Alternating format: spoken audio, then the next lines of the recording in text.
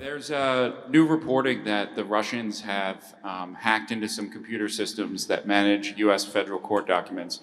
I wonder if you've seen this reporting and if you plan to bring it up with Putin when you see him later in the week. I guess I could. Are you surprised? You know, are you surprised? They hack in. That's what they do. They're good at it. We're good at it. We're actually better at it. But no, I have heard about it. I've heard about it. I'm suing that company, and I think they reached a settlement where we're taking the wall back. Mr. President, how were your calls this morning with European leaders, and was it your call not to invite President Zelenskyy to your meeting with Putin? No, just the opposite. No. We had a very good call. He was on the call. President Zelenskyy was on the call. I would rate it a 10, you know, very, very friendly. But we have a real problem there. They're way over budget. No, it was always going to be, I was going to meet with President Putin, and then after that, I'm going to call the leaders and President Zelenskyy. I'm going to call President Zelenskyy, and then I'll call, probably in that order, the leaders. There's a very good chance that we're going to have a second meeting, which will be more productive than the first, because the first is I'm going to find out where we are and what we're doing.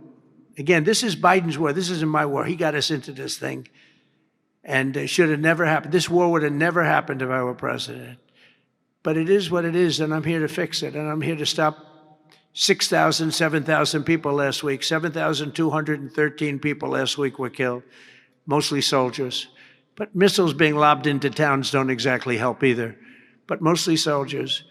And Ukrainian and Russian, they're not American soldiers, but you know, if we can save a lot of lives, it would be a great thing. I've stopped 5 wars in the last 6 months. And on top of that, we wiped out the nuclear capability of Iran, obliterated it.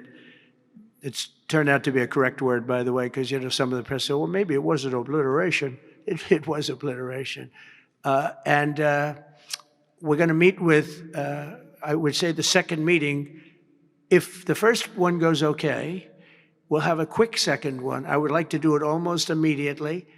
And we'll have a quick second meeting between President Putin and President Zelenskyy and myself, if they'd like to have me there. And that would be a meeting where maybe it could be absolutely work. But the first meeting will not work that out. Certain great things can be gained in the first. It's going to be a very important meeting. But it's setting the table for the second meeting. I think the second meeting, if the second meeting takes place, now there may be no second meeting, because if I feel that it's not appropriate to have it because I didn't get the answers that we have to have, then we're not going to have a second meeting. Thank you, sir. Thank you, sir. And what a shame that is. But that was when I first realized that these people actually want to have open borders. Please. Will Russia face any consequences if Vladimir Putin does not agree to stop the war after your meeting on Friday? Yes, they will. Yeah. What will the consequences there will be be? consequences. Sanctions, tariffs? There will be, I don't have to say, there will be very severe consequences, yes.